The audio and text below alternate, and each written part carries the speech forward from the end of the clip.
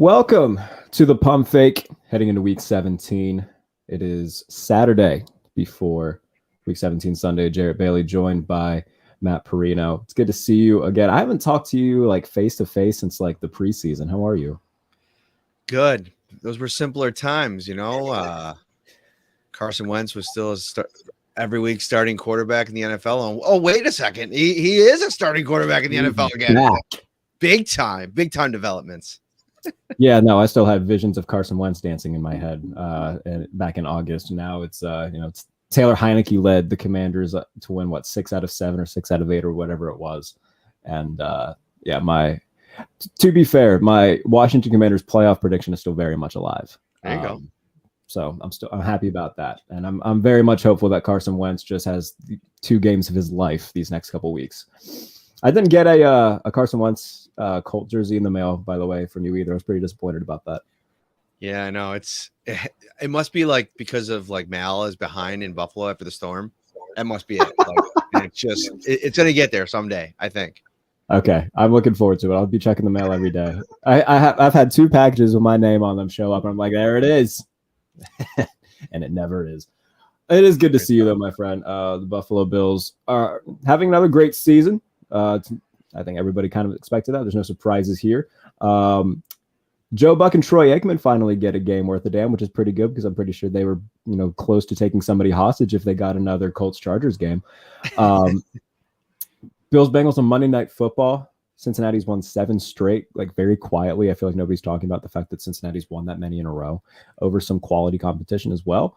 In Buffalo, I think that this would be their signature win of the year, outside of maybe Kansas City, you could say. But considering Isn't it amazing how far that is crazy. That is crazy. That win is like an afterthought at this stage of the season. It's insane. I think part of it is because like the Bengals beat the Chiefs. So, yeah. You got Joe Mixon out there in Cincinnati today talking about the Bengals being the top dog in the AFC. And listen, there's validity to the claim. I mean, they beat the Chiefs last year. They went to the Super Bowl. They beat the Chiefs this year. And now these are kind of like the 3 heavyweights in the AFC.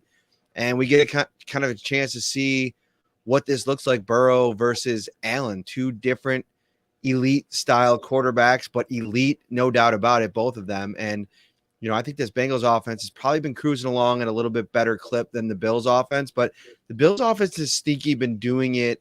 Like I know that there's, a lot of people are down on Allen over the last 8 to 9 weeks since the elbow injury, but I think part of it's by design. I think they've been wanting to get their run game going a little bit. James Cook, Devin Singletary have been a little bit better over the course of the past 4 or 5 games, but there's so many. We just did our show this morning. There's so many fun matchups to dive into in this one. It's going to be an epic. No, and if it lives up to the hype, this is going to be one of the games of the year. In terms of, the matchups for this are interesting because if you look at the Bengals front 7 since DJ Reader returned, it's been fantastic. He's playing at an all-pro level when healthy. You just mentioned the Bills trying to get their run game going. If they can find success against this really good Bengals front 7 and gain some sort of, a really good balance with the run game and pass game, it's going to be hard to slow down what Buffalo can do if they're clicking on all cylinders. Yeah, and I think it's an interesting matchup because I think the Bengals do a really good job historically. Lou Anarumo under him against running quarterbacks, but Allen is like a different style of like a beast when it comes to handling him. Of course, he does what he does in the scramble game, like when the play breaks down, he just gets out of the pocket or he just runs it up the middle and just starts looking for open field. But the design runs is one of the areas where I think it'll be interesting to see how the Bengals combat that, because what they've liked to do against really good quarterbacks, like Patrick Mahomes being the most recent example, is drop 8, rush 3, because they have such good, penetrators at the front of and kind of disguise things before the snap, and then rely on the fact that, all right, you could try to run the ball down the field if you want, but it changes a little bit when you're doing that against a team that has Josh Allen, who he wants that. Like, he wants to be able to kind of affect the game as a runner as well. And so they'll probably mix some things up in that department. 6 snaps last week for Cole Beasley. This will be his 3rd game back now this week if they elevate him off the practice squad. I think he's kind of an extension of the run game a lot. I mean, they're not getting a lot of separation at the receiver position outside of Stephon Diggs, So Beasley's, that's where he's been at his best over the course of his career, is being able to separate. Can he still do that here at 33 years old, 34 years old? I got to look at how old he is, actually. I'm thinking about it off the top of my head. I think it's 34.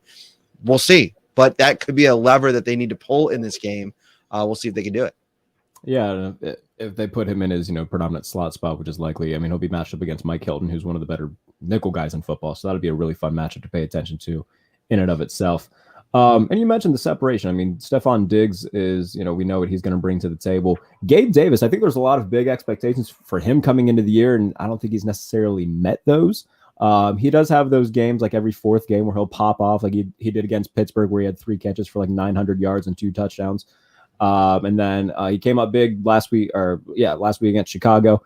He had the early touchdown grab. I think there was a lot more expectations of him turning into, one of the premier number 2 guys in the league. While I don't think he's met those, I still think that he's a very viable threat opposite of Diggs. What are your expectations for him going into this week against the Cincinnati secondary that, we know that the front seven's kind of the juice of this defense, but I mean, they've got guys in the back end as well. Yeah, and some of the advanced stats show that they do a really good job of taking teams' number 1 option out of a game. So you figure they're going to try to do everything they can to make sure Stephon Diggs is figured out, and somebody else is going to have to step up. And that has been Davis in big spots over the course of the last few seasons. And this year, he's sprinkled in a couple of big games. They ask him to do a lot, and from week to week, matchup to matchup, I still don't think he's 100% off that ankle injury that he suffered earlier in the season. He hasn't had as many of those explosive games outside of, the one against the Steelers there in week 5. And I think the expectations were maybe a little bit too high, myself included, coming off that Chiefs game last year. For him to replicate that week in and week out, I think that's kind of a big ask. His numbers are kind of hovering around the same thing that he did a year ago. And I think most Bills fans wanted to see more. And I think this is a time of year where he can maybe take the next step, take his game to the next level. They might need him to be able to do that in this offense. But yeah, I think it's fair to say that there might be a little disappointment in what he's done this year. I think, like I mentioned, the injuries played a part in it. And I also think that not having that other player, like even when Beasley, like I mentioned, he's only been on the team for 3 weeks here this season. Even when he wasn't going good last year, having him out there forced teams to have to game plan for him. And not having that and having Isaiah McKenzie be kind of a disappointment in his own right, I think has maybe hampered Davis a little bit too. And also Diggs has just gone like absolutely super Saiyan this season. I mean, he's gone from what he did last season, which was good, but he's almost like going to have a better year this year than he did his first year in Buffalo. Target share, receptions, touchdowns, yardage, all that stuff has been so explosive that, I just don't think there's a lot of mouths to feed in the offense, and Stephon Diggs sits at the head of the table. And sometimes it's scraps for everybody else. And I think that might play into it a little bit with Davis too, but this is a kind of game that's almost tailor made for Davis. So it's a good one to, watch him as a player to watch. I think it's almost a yin and yang situation too for the both sides, because while Jamar Chase is fantastic, I mean, he was missing some time, and T. Higgins looked like a superstar in his absence with the games that he was having. Tyler Boyd can still have, he's their third receiver, and he's still, in terms of a trio in the league, Chase, Higgins, and Tyler Boyd. I don't know if you're going to find a better one than that in the NFL. Not to mention Hayden Hurst has had a really solid year at tight end. We know how good Joe Mixon is. This is going to be a really big test for the Bills defense, because yes, I mean, you can. The win against the Chiefs was good, and anytime you beat Kansas City, there should never be an asterisk next to it. And that's not what I'm saying. But you look at the skill position guys in Cincinnati compared to that of Kansas City. I think it's much deeper for the Bengals. This is going to be a ginormous testing factor for the Bills, especially at this point in the season, heading into the postseason. I'm curious to see how they handle this big collection of skill guys for the Bengals.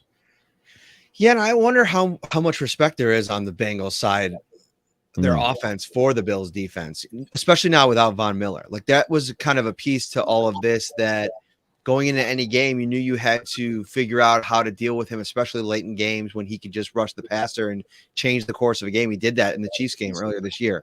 So now that they don't have that, Are you getting consistent pressure? Like I think that this is an opportunity this week for those Bills edge rushers, Greg Rousseau, AJ Epinesa, to have an effect on this game.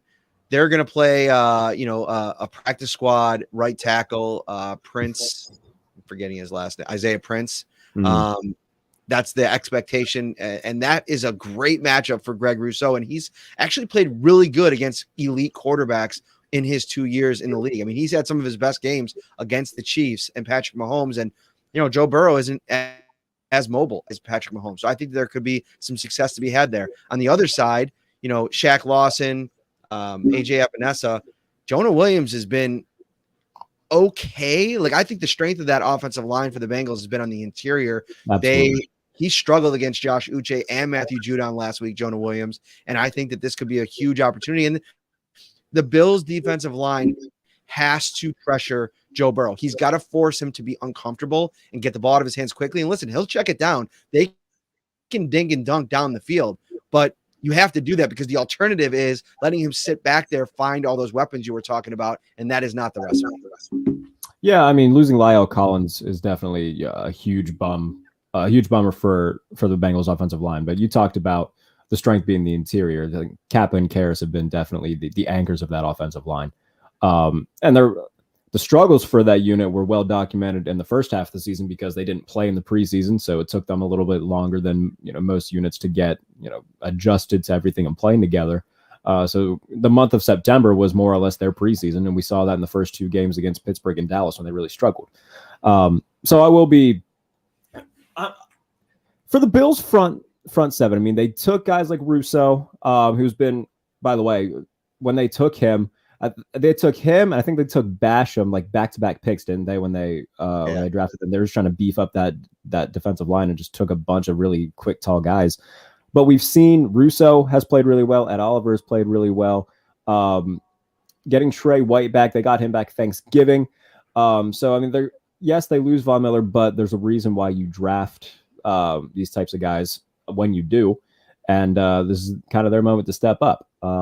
Matt Milano's also been fantastic this season. We'll see how he affects the game underneath over the middle. I'm excited to see how he kind of handles the tight end and intermediate game. Maybe Joe Mixon as well. It's going to be a fun battle of wits between these two teams. And I don't know, man. To me, like coming into the year, I picked the Bills to go to the Super Bowl.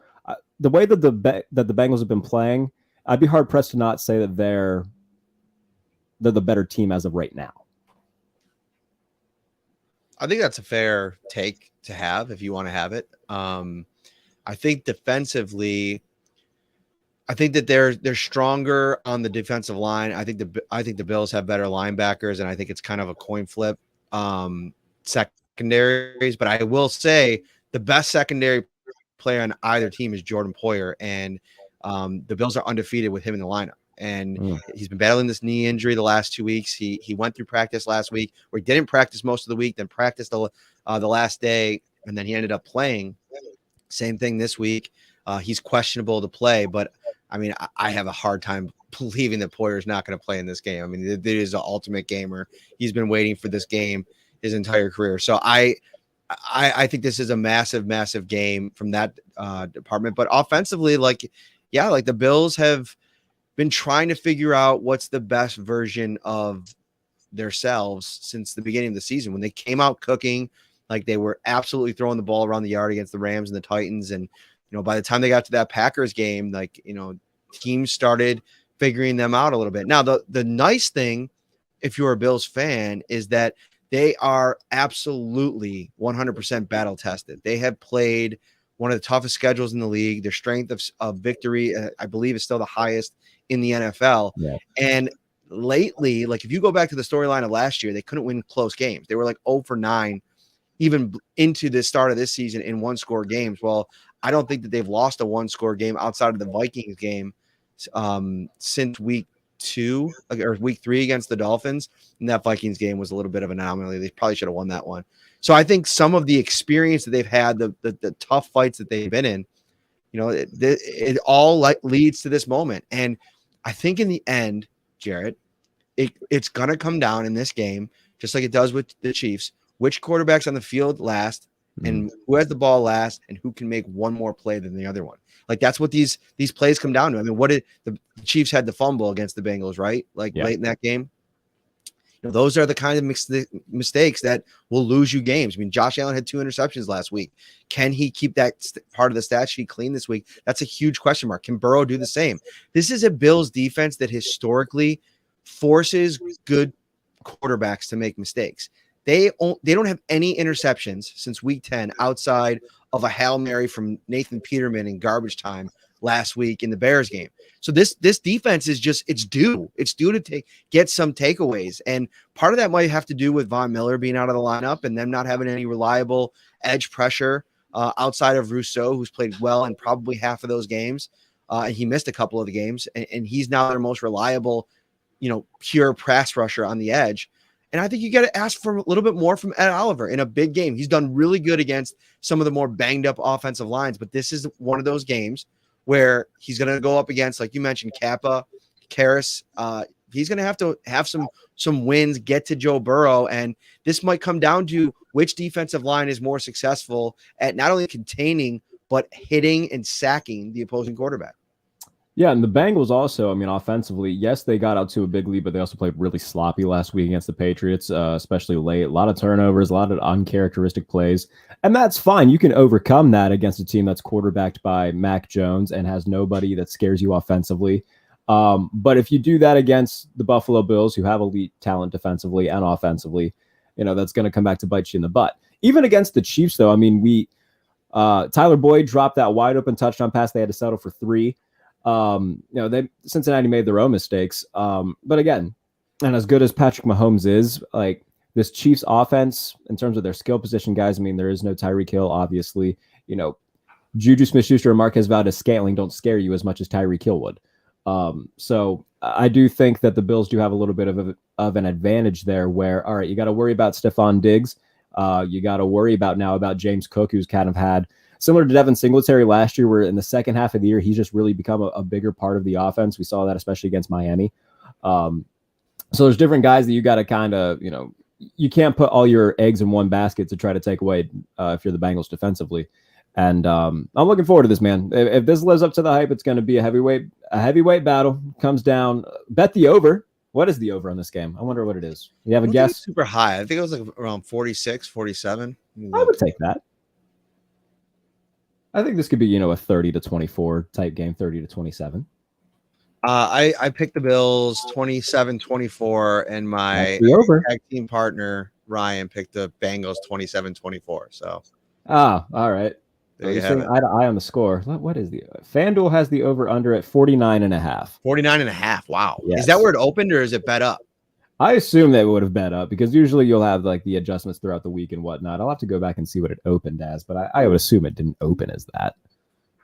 Are you surprised at, let me ask you a question. Are you surprised at the, I don't want to say if it's hubris, confidence, cockiness coming out of the Cincinnati this week? Like whether it be Joe Mixon today or Tyler Boyd earlier this week, they have provided some bulletin board material for the Bills this week. I mean, and I don't know if that's maybe by design. They seem to be a team that's comfortable chatting it up. I mean, we've seen it with the Chiefs over the last couple of years too. But for two teams that have never played each other, you'd think you'd want to keep it as neutral as possible. They're unapologetically just letting it all hang out. I think that this is just kind of like they know that, okay, the Cincinnati Bengals, this is their first time being relevant, like seriously relevant in God knows how long. And they know that, and they know that the fans have been dying for a winner. So they're going to talk their smack. They've won 7 in a row. Good for them.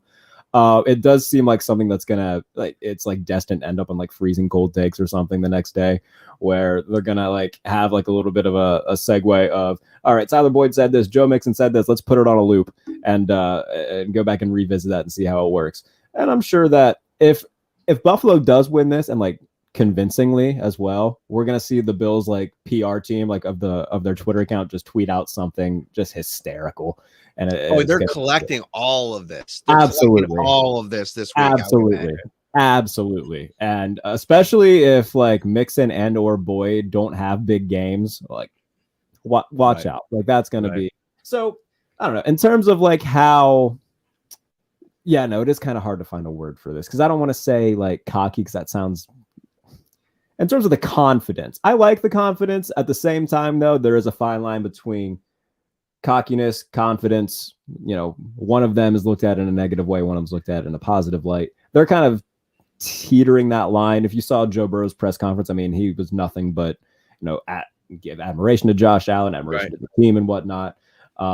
Which I mean, I like it. I like it. I prefer something a little bit different every once in a while. Like every week we go into these matchups and there's so much respect and there's so much admiration. Then you get out there and you see all of this like trash talk getting slung around. And it's like, all right, let's just be real a little bit here. Like, what do you think? What do you think? I mean, Joe Mixon doesn't think that they're the Ravens level of linebacking crew. Cool. Like, great take. Like, let's see. Right. And I also like that. I also like that because, I think that a lot of people are like, you know what? I want these athletes to be real and tell me what they really think. And then when they do, all people do is bitch and moan about them, being, oh, he's saying this about this team. Oh, he must not have any. Shut up.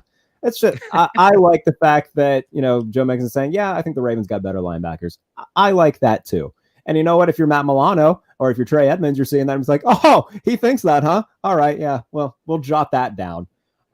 So I'm excited to see how it plays out on the field. There is a few non-Bills-Bengals things I wanted to bring up to you because there was something that appeared on my timeline today.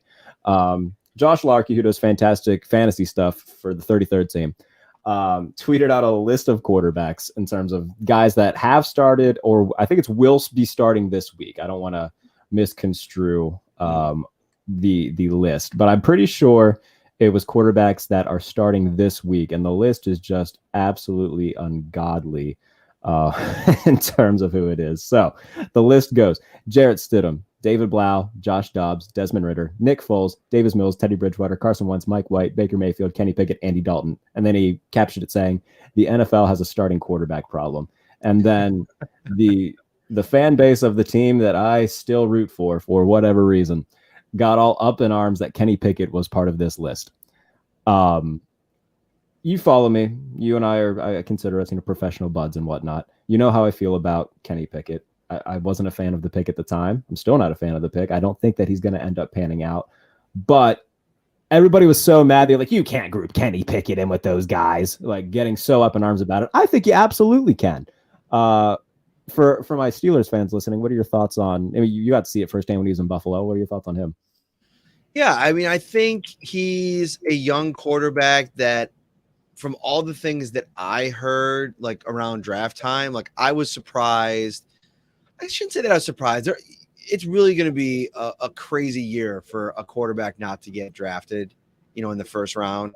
But I was a little surprised that the Steelers took a swing on him, knowing that they had signed Trubisky. And I just didn't see, unless you just absolutely love the player. And I think what we've seen this year, I mean, there's been just a lot of up and down, and more than anything, more than up and down, just not a lot of production. I mean, you go down his touchdown interceptions game log, and it's like, 0 touchdowns, 1, 1, 0, 0, 1, 0, 1, 0, 1. Interceptions, 3, 1, 0, 3, 1, 0, 0, 0, 0, 0, 0, 1. So that's good. At least he stopped turning the ball over at such a high clip.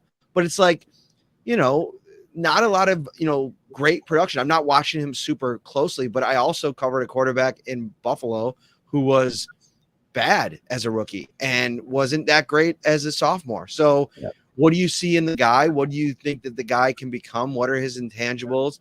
They have some talent around him there, but they're definitely not winning games over the last 6 weeks because of their quarterback. So I don't know. It's a tough place to be in when you see a guy that, maybe the light goes on. Maybe there's at a point that, but I have no problem with him. I shouldn't say that. I wouldn't have included him in that list either, only because like most of those guys are like starting because of some crazy circumstance elsewhere. Sure. Pickett would be starting at this point, no matter what. Like, sure. I think we saw enough from Trubisky at this season to know that it's time to just put Kenny Pickett out there and just see what happens. The thing with me about Pickett, and somebody, I rebutted and said, well, by the way, this is his rankings in terms of like the major passing categories. He's 34th in touchdown passes. He's tied for 6th in the NFL in interceptions, 30th in yards per game, 32nd in passer rating, 24th in QBR, 30th in EPA. None of that's good. And somebody slid in and said, well, Trevor Lawrence had Urban Meyer, didn't have nearly the weaponry that Kenny Pickett has around him, didn't have Mike Tomlin there helping him out. We can talk about Matt Canada all we want. He's god-awful, but that doesn't mean that these two things can't be mutually exclusive. Matt Canada's bad, but I don't think, Pickett doesn't have a big arm. I don't even think he was the best of a bad quarterback class. He was in school for a decade and was good for one of those years in a conference that had a historically bad year. I don't see anything there. I think that his ceiling is being violently average, and I think his floor is like Kevin Cobb. There's nothing there for me. Yeah, and the thing that you do too when you draft a guy like Pickett is you kind of hamstring yourself for the immediate future. And if you don't absolutely love a guy, I'd rather move mountains and trade the franchise to get the guy that you actually want, as opposed to just all right, he's there, we're picking in the first round. I guess we kind of need to take a quarterback. Right. Yeah.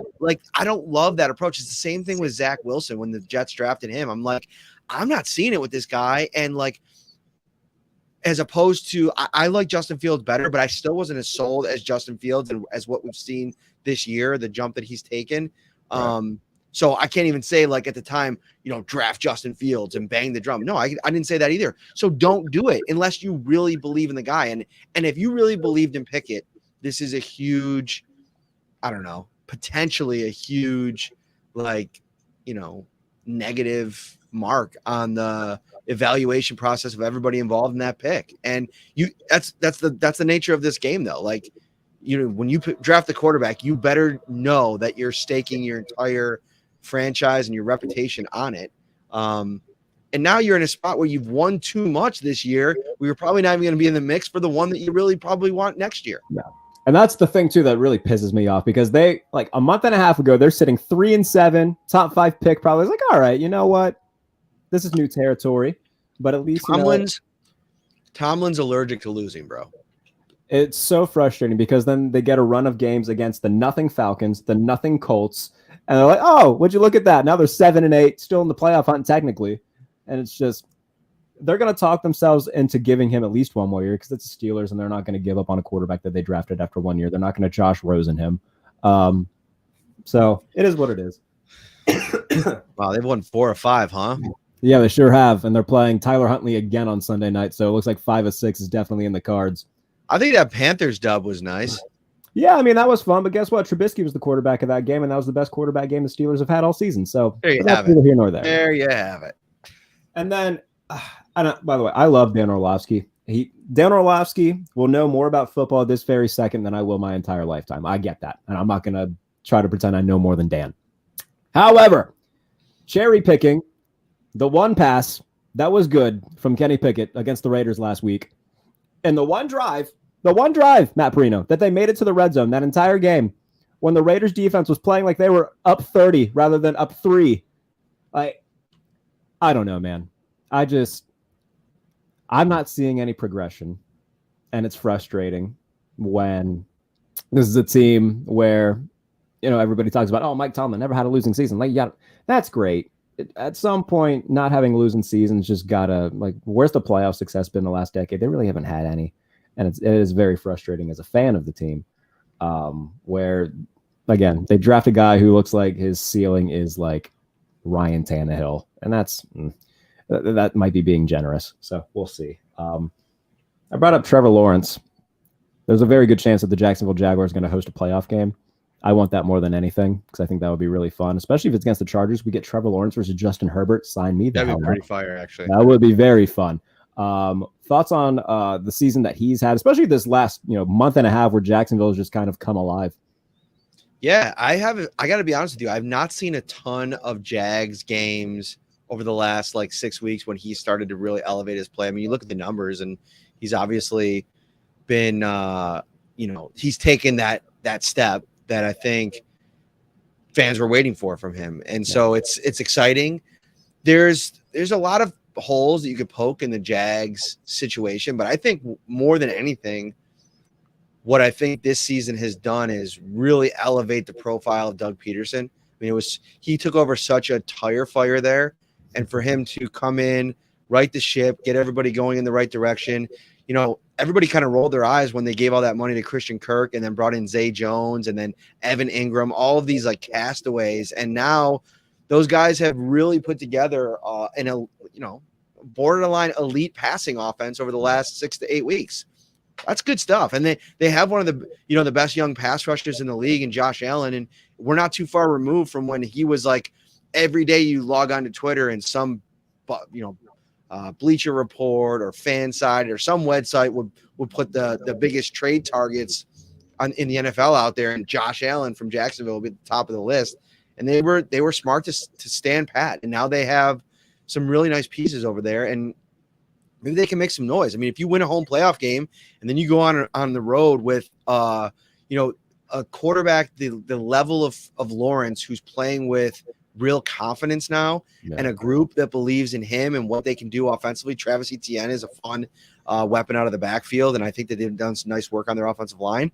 Who knows? It's a fun story. Who knows? If they're ready to take a legit step, that could be super fun. And what would it be like if like Lamar Jackson's still not back, and that first round matchup is the Ravens going to Jacksonville? Can the Ravens without Lamar beat that Jacksonville team on the road? I mean, I'll answer that for you, Matt. No, they cannot.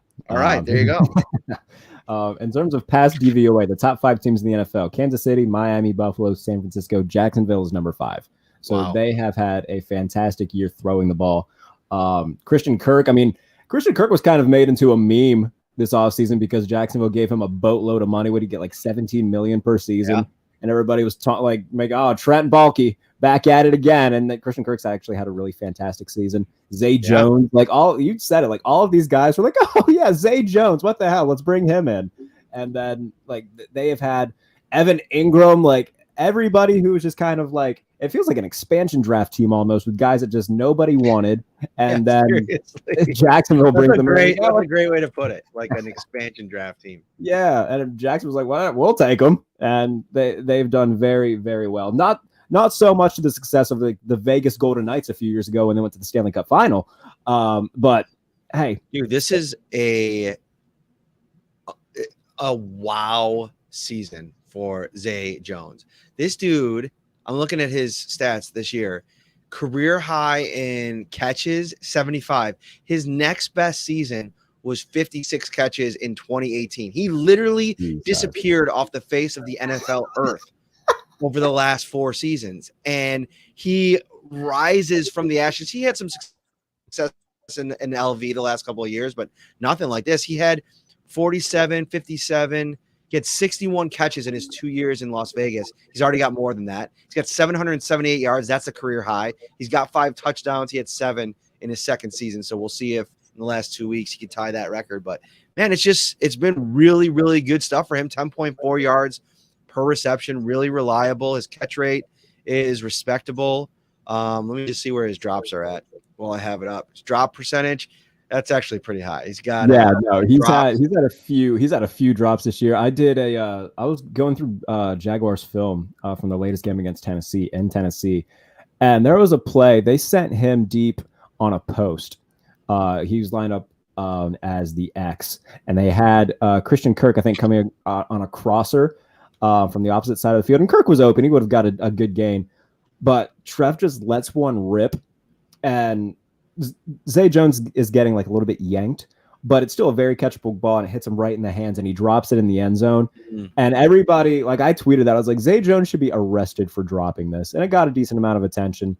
And a bunch of Jaguars fans like, well, if Trevor would have thrown the crosser to Christian Kirk, I was like, this isn't the point of the tweet. The point of the tweet is that the ball still hit him right in the fucking hands while he was draped by 2. It was absurd. But that is the one thing that Jaguars fans, if I'm anytime I do some stuff about them, that's what fans are usually telling me. Is like, yeah, Zay Jones keeps dropping passes, but when he's good, he's good. So good for him for having a big year. What are Evan Ingram's numbers looking like? Because he's had, like, the past month for him has been really good. I was actually just looking up Gabe Davis's stats because he's had a lot of drops. Apparently, Bills fans have been very unhappy about that. He has 7. Got that alligator arm type catching motion too. What's up with that? 8.4%. So it's lower than Zay Jones. So Zay Jones is having a not great year holding on to the football. Let me see here. Evan Ingram, who I really liked his upside from a fantasy perspective, but I just didn't have anywhere to put him on a team this year. And he's had himself a career season, 68 career high catches, 723, which is a new career high yards, 4 touchdowns which is 2 shy of his rookie year record of 6. But I mean, again, another guy that just evaporated. He was like the all the superheroes at the end of Infinity Wars. Yeah.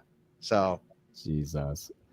It's I mean, you said it. It's a credit to Doug Peterson, Press Taylor, all the offensive guys over there in Jacksonville. Good for them, man. And now they play the Houston Texans tomorrow, which, by the way, I mean, the game tomorrow doesn't really mean anything because it's going to come down to the Week 18 matchup against Tennessee, which is in Duval.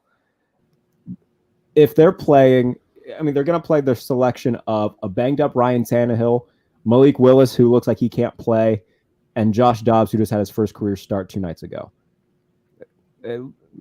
If they can't make it to the playoffs facing that, there's a problem, but they're doing a hell of a lot better than a lot of people expected them to do this season, and it's a huge step in the right direction for them. And our mutual buddy, Ben Raven, has had a hell of a month, the last 2 months really, with the Detroit Lions, who have just sprung themselves into the playoff conversation. They need to win these next 2 if they want any hopes of getting in. They play Chicago. They're 5.5-point favorites at home.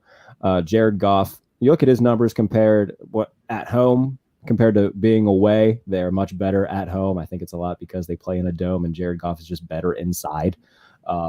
But they do play at home, so they don't got to worry about going to the freezing conditions of Soldier Field.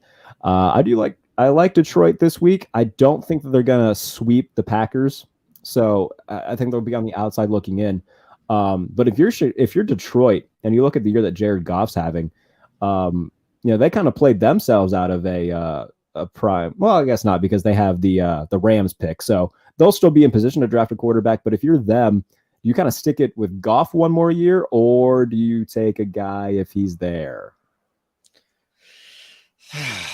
So tough. I mean, I'd have to look at the contract. Did you mention just now? Can they get out of the contract? Let me pull up his contract right now on Spot Track and see what it looks like. Yeah, look that up, because I think that would obviously be a big piece of it. One idea that I saw floated by somebody, I don't remember if it's somebody from The Athletic or not, but like Tom Brady, if he's looking for a home, Detroit would be a really intriguing landing spot. I think that would be the best case scenario for a situation to land in with the most talent. I know McDaniels is in Vegas, but they have some work to do to put talent. I mean, what's the situation? Like, are they going to trade like Carr and Adams, because Adams now is all upset about how this thing is developed? Are they going to try to keep Adams and talk him into Brady? Is that the way that it goes? Do they draft a quarterback? Like, it's all going to come down to like the reverberations from all these other decisions around the league, I feel like. And also it's what you think in terms of the draft. Like, I think what you've seen out of Jared Goff this year is a guy that's super comfortable in this offense. And if there's not a better I think Goff next season, if you could stomach the cap hit, whatever it ends up being, is in the 30 late high 30s. So they do have there's a potential out after this season. Next year, the cap hit is about a little bit over $30.5 million. Dead cap's only $10 million. So if they decided, it was a bad idea, then the dead cap went. And then I think you keep him. You need that one option. Yeah. There's not a lot of big contracts on the books elsewhere. Is Akuda up this year? Are they gonna have to pay him? I don't think so. Let me get it pulled up real quick, but I'm pretty sure he's not due until next year. He was what, a 2020 pick? 2019? Jeff Akuda. Yeah, I think so. Sorry, you got a little co-star here coming up. Oh, hello. Say hello, Jarrett. Hi. Say hi, Jarrett. Name? This is exciting stuff. Kennedy. Hi, Kennedy. That's a pretty name. I like your jammies. What's on your? Is that Santa on your jammies? Yeah, Santa. I love that. This is a Pump Fake exclusive. We don't get to see too many of my friends' children on the show, so this is great. Yeah, did you have a good Christmas, Kennedy? Nope. What? Did you have a good Christmas? Yeah. What was your favorite present? The one I got from my cousin's house. Oh, which one was that? The coloring. The coloring? Yeah. Yeah, you love coloring. All right. I love art. Well, can you say Merry Christmas and Happy New Year to everybody? Happy Christmas And Happy New Year. and Happy New Year. All right. I'll be up in a few minutes, okay? But Dad, What, Bye, honey? Kennedy. I want to sit with you. Oh, you want to sit with me still? Okay, you can sit with me, but I just gotta finish, okay? Yeah, let's get Kennedy's thoughts on Jared Goff's contract. All right, so she's just gonna watch. There you go. That's more than okay with me. This is nice. All right. Before I get you out of here, first of all, it's nice seeing you again. Hope you had a good Christmas. Your daughter says you did, so that's nice. Appreciate you doing That's this. great. Yeah, dude. I appreciate you as always. Anything that you want to plug before we get on out of here, and then I'll let you go be a dad. Yeah, do you just anything you want Bills related, head over to YouTube. Follow me on Twitter at Matt Perino, which is up here. That's the best way to find everything. Over on YouTube, the Shelf Bills podcast will have you covered. We have 3 episodes live up right now. You can get it on audio or video. Then we'll have your full coverage from Cincinnati. I leave in the morning. All right. Well, hey, I appreciate you as always. We'll do this again. Hopefully in the middle of playoff time, if I can sneak you in here, that would be awesome. All right, brother. Take Well, care. Take care. Take care. Bye, Kennedy.